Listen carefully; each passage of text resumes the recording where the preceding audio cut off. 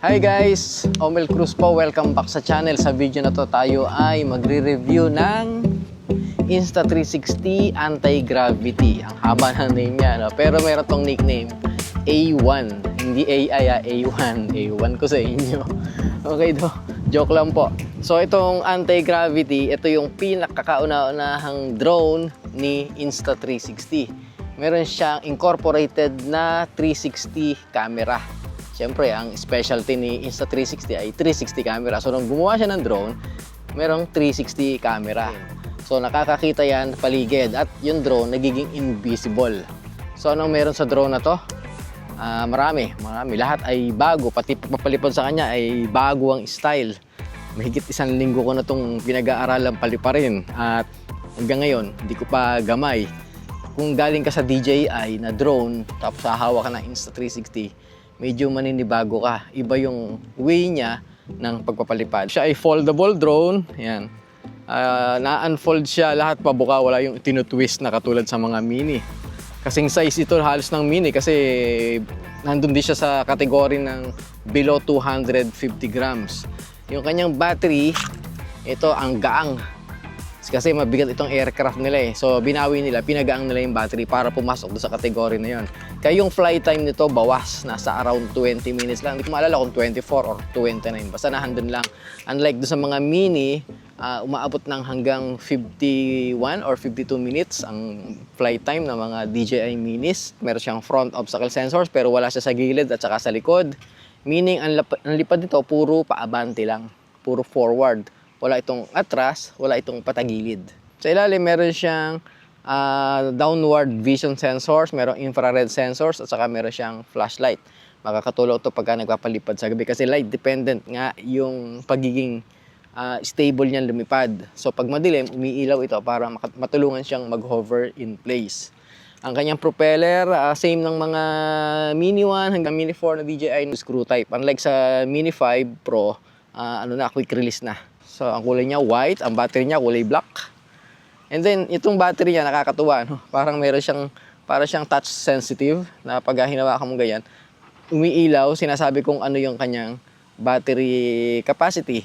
So, meron siyang 4 na LEDs. So, malalaman mo kung ilang percent siya pag nakita mo kung ilang ilaw yung nakasindi. Meron itong charging hub na 3 batteries na yung dalawa naka-slot, yung isa na sa ibabaw. And then meron display yung kanyang charging hub para maalaman mo kung ilang percent yung taglay ng mga batteries. Ito, meron siyang cute na retractable landing gear. So bakit meron yan? Kasi yung lens na to, sobrang sensitive niyan sa gasgas. Pag yan ay lumanding at tumama, gasgas na yan. So kailangan protektahan, niligyan ng landing gear. Pag kasi landing, halos dikit na dikit sa lupa, baka mamaya hindi pantay yung malanding mo, tumama, gas-gas agad. So nilagyan nila ng additional protection. Sana nilagyan na lang cover, ano pa. Total, pag landing naman, di na makailangan na yung shot nun eh. Pag landing naman, matatakpan para talagang protected. Ang kagandahan naman, dito sa lens niya, replaceable na. Tapos, 8K resolution ang kanyang recording. Pag inedit mo yon ay malinaw, pwede ka kumuha ng 4K output resolution. Power button dito sa ibabaw, may sulat na anti-gravity dito. Magkano ang presyo nito? Ito ay around 1,000 pesos. So, ang mahal niya. Mas mahal pa siya sa Air 3S. Hindi ko alam kung bakit ganun kamahal. So, dito tayo para i-review yan. Okay, so controller, daming pindutan. Meron siyang brake button, meron siyang thumb wheel. Ito yung nagko-control ng iyon. Or, kung ayaw mo mag-yaw, pwede ka naman gumamit ng itong umiikot na upuan. Pwede mo itong gamitin. Meron siyang record button, shutter button. Meron siyang slider na up and down para sa pag-ascend and descend. Sa take-off, ito rin ang ginagamit. Sa landing, ito rin. Tapos, meron siyang C1, C2 button. Hindi ko alam kung alin na C1, alin na C2. Wala kasing label. Sa kabila, meron ding ito. Wala ding label. Menu yan. And then, ito, power button. Tapos, nandito yung indicator niya para malaman mo kung ilang percent na yung kanyang battery. One press sa button, sa DJI, one press, malalaman mo yung charge niya. Pull mo yung trigger para mag-forward yung drone. Wala siya nung push, yung itutulak mo to, para yung drone umatras. Wala siyang ganon. So, one way lang. Puro forward lang talaga yung lipad ng drone. Ito, meron siyang Cine Normal Sport Mode. Charging port sa lalim. Sa goggles naman ay meron siyang 2 antena, as usual, katulad ng goggles ni DJI. Tapos, meron siyang camera dito para makita mo yung view In case na gustong makita at ayaw mong tanggalin yung goggles, pwede mong gamitin yung camera na to. Meron siyang dual LED screen sa loob. May tigisang salamin. Ito yung adjustment, yung focus niya, tsaka yung positioning niya, pwede mong baguhin. Type-C port, DC jack. Dito sinasaksak yung power. Meron siyang micro SD card slot sa gitna. Yan. Ito yung adjustable light strap. Buti ito ganito. Yung kay DJI, yung pinipihit. Todo na yung higpit, ang luwag pa rin sa akin. Pero at least ito, strap. Pwede mong i-adjust. Yan. Huwag lang bibitaw na tong yun lang ayoko naman sa Velcro pagka matagal na. Nasisira. Bagay, replaceable naman ito. Natatanggal naman itong strap. Meron itong built-in fan para hindi siya mag-overheat. At saka ito nga pala ay touchpad. Ito naman ay screen. Pwede nila makita kung ano yung nakikita mo. Dito sila titingin. Kaya lang, problema may malikot kang ganyan. Sunod-sunod sila. Wala itong output Wala itong live video output para mapanood sana ng iba. So much for that. Ang battery niya external. Ito siya. Nakatali sa liig. Yan. And then, ang power niya ay ito. Nakaganto pa sana yung battery Nilagay na lang dito. Ganon. Parang yung unang DJI dati na isasabit mo rito. Para wala ka ng wires. Ito kasi may wire nakasabit siya rito sa yan, nakaganyan siya. And then, pag nagko-control ka, ganyan. Baka mamaya, maputol mo. Masabit mo siya. So, yun yung dapat baguhin dito. Ano pa? Tsaka nabasa ko doon sa nito, sa manual nito sa online, maaring magkaroon ito ng traditional controller, yung may stick, yung joystick, hindi itong grip controller na to. So, dapat nga kasi ang hirap magpalipad. Pero kung naka-design lang siya sa bagay, mga FPV naman, ay wala naman talagang sensors. So, kailangan lang talaga mag-ingat pag nagpapalipad. Hindi nga lang to pwedeng paliparin sa hindi pwedeng paliparin sa mga tight spots na kasi wala itong prop guard. Hindi ko alam kung magre-release si Insta360 ng prop guard para dito. Pero sa ngayon, wala itong prop guard. Hindi mo siya pwedeng idikit sa mga damo or mga puno kasi baka mahigop. Kainin, laglag yan. So, testingin na natin. Okay, ganoon pa rin. One short, one long. Yun, may screen recording na tayo. Okay, so, makikita nyo ngayon dito yung menu. Okay, exit ko muna. Pag walang menu, yan yung mga nakikita nyo Yan. Gara ng aso. Na-stitch yung mga ni Kobe. Ayun tayo. Para tayong parang anong tawag doon? Yung humihiwala yung kaluluwa sa katawan. Hindi ako naniniwala raw. Saan ako lumingon, sumusunod siya. Hindi ko lang alam kung mapapakita ko sa inyo to ng maayos. Yan. Pagka nalilito ko, nawawala ka sa orientation, pinipindot itong yaw button, itong thumb wheel. Tingnan natin kung anong nangyari. Yun, sumentro siya. Ganyan, pindutin ulit. Ayun, so bumabalik siya doon. Yun ang, ibig sabihin, doon nakaharap yung drone natin. Yung ulo ni Kobe, ang pangit. Nag-i-stitch. Okay, so ano pa? Ready to fly na, nakasulat, ready to fly at pwede na tayo magpalipad. Pwede na pa 'tong mag-record? 'Yun. Okay, so recording na siya. Dalawang up. Okay. And then take off. 'Yun. Wait. Naka-on ang sensor. Hindi tayo gumagamit ng sensor kasi ayoko na i-interrupt yung aking lipad. Off natin. Huwag niyo akong gagayahin Professional lang. Ayan na. Okay, baka tayo tamaan sa ulo ng drone. Abante ko muna siya rito. Okay. Okay. So, unang lipad. Lusot kagad. Nasaan yung aking, ayan, pansentro. Dito muna tayo. Woo! Okay. Asan ang yaw control? Uy, umuulan doon, So, ang hirap nitong yaw. Ayaw naman palang gumana ng yaw. So, kailangan yung katawan. Okay, ikot tayo. Ayan. Yala, buti na lang. Revolving yung upuan ko. Nawawala ng signal. Okay. So, baka sumabit sa puno. Ang hirap pagka nawawala ng signal, nagdi-delay ang transmission. Kita niyo yan?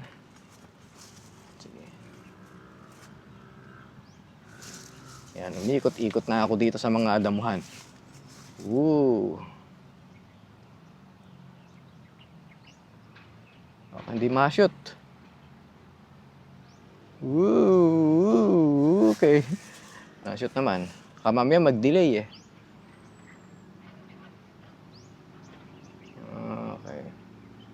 So medyo lag. Hangin kasi ngayon eh. Hindi ko lang kung yun ang dahilan para mag-lag. Wow! Dito tayo dumaan. Sa mga puno. Okay. Whoop! Whoop!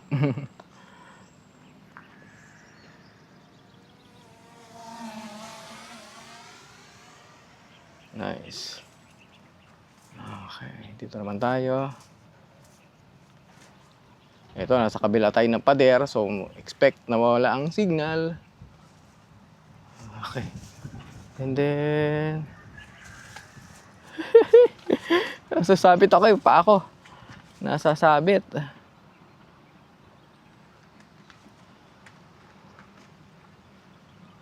Okay.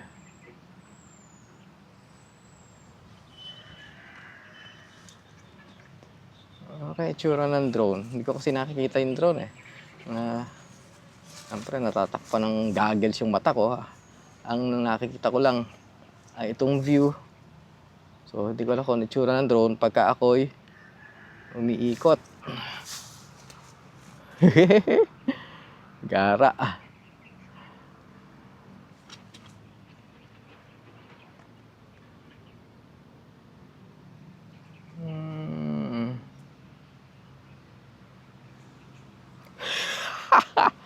Parang ako yung umiiwas.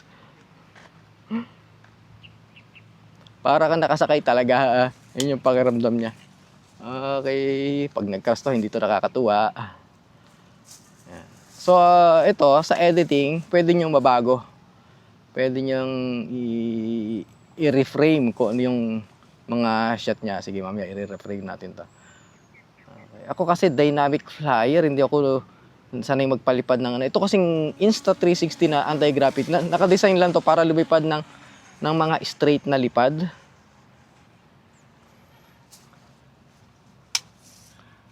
Yan, hindi siya naka-design para sa mga ganyan liku-liku na ganyan eh. Wala pa ako nakita nag-review na ganito ang ginagawa eh.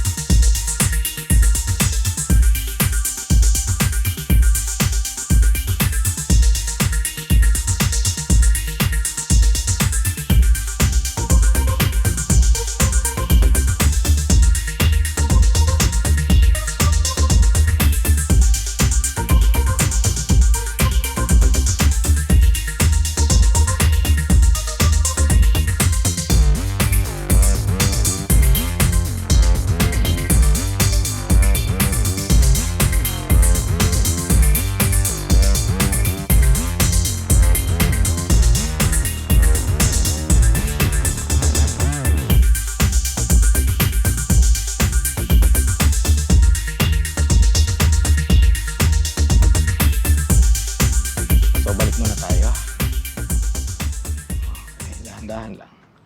Kasi mataas tayo. Baka hindi siya mabilis mag-descend. Pati ako napapayo ko. Okay.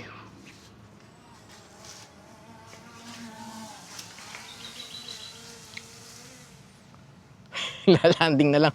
Paikot. Pag ganyan ako mag-landing ng drone eh. Umiikot eh.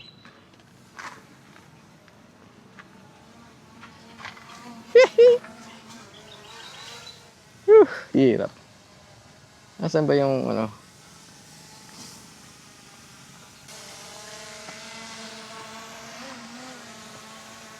Ang hirap mag-landing. Tama na nga. Madali pa i-landing sa kamay. Hindi ko siya ma-landing doon sa aking cute na landing pad. Ganyan na kanyang pagpapalipad. Kailangan meron kang upuan na umiikot para makagawa ka ng dynamic shot. Okay, so menu, meron ditong virtual cockpit. Ayan. Pakita ko muna sa inyo yung mga iba-ibang features na nandito. Meron siya return to home. Pag pindutin ko to, hover, return to home. Ano pa? Ito yung return altitude niya. Ito yung RTH altitude niya. Pwede mong i-adjust. Nasa 110 yung kanyang altitude. Return to home altitude. And then obstacle avoidance, ito yung in-off natin. Ito yung maximum flight, pwede mong i-adjust. Hanggang saan ang kaya nito? Okay, same, 500 din. Okay, pero 120 lang tayo. Baka tayong mapagalitan. Okay, meron siyang deep track. Itong deep track, ano nagagawa? This action is not currently supported. Kasi hindi lumilipad. Kailangan lumilipad. Ayan, ito naman. Ayan, orbit. Ayan, nagagawa niya. Orbit, anti-gravity line. Paano yung anti-gravity line? Anti-gravity line. Ooh, okay. Tapos, fly away. Di ba, pangit yung fly away? Mawala yung drone. Fly away ang pangalan. Tapos, okay, yun ang fly away. Ascend. Umakyat. Parang rocket. Naka-level yung camera and then tumitilt down habang umakyat yung drone. Spiral ascent. Spiral, umiikot and then umaakyat. Okay, daming ikot Tapos ano pa? Meron pang oval orbit. Oval orbit. Parang boomerang. Oo, boomerang yan sa DJI. And then ano pa? Arc shot. Arc shot sa side. Okay, tapos atras. Okay. So, yun yung mga kanyang nagagawa.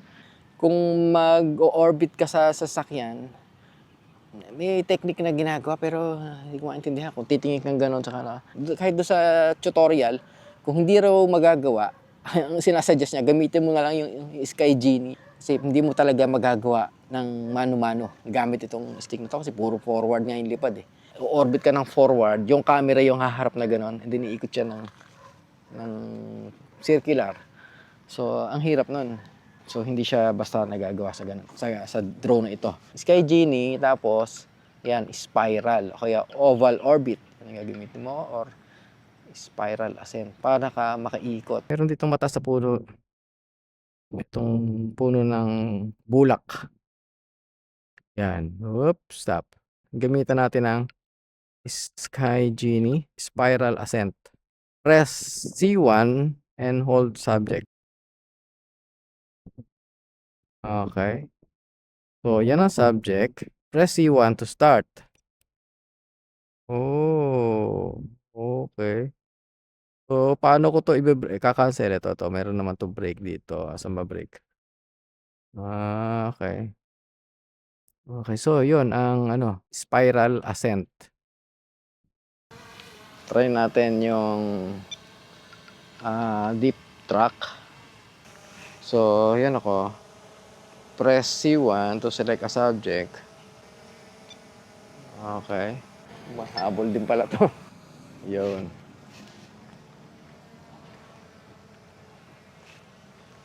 Yun.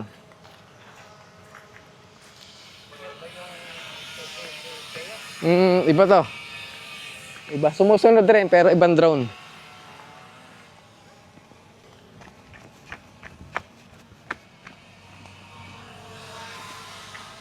Ano pa?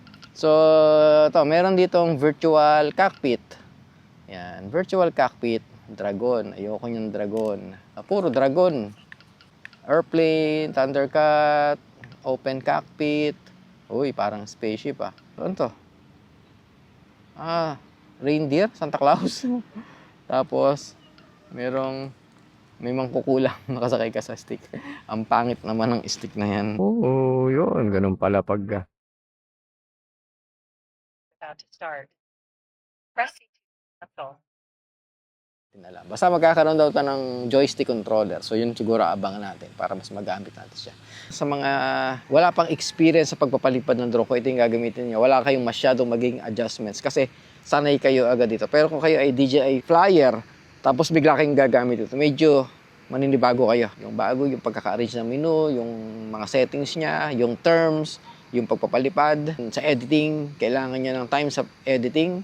Pero napakaganda na magagawa mong video kapag ka nag-invest ka ng time sa pag-edit. Mag-like kayo, mag-comment naman kayo, mag-subscribe na rin para dumami-dami naman yung ating subscriber sa ating YouTube channel. Kung meron kayong gustong sabihin or itanong regarding sa drone na ito, please ilagay na lang sa comment section. So, that's it.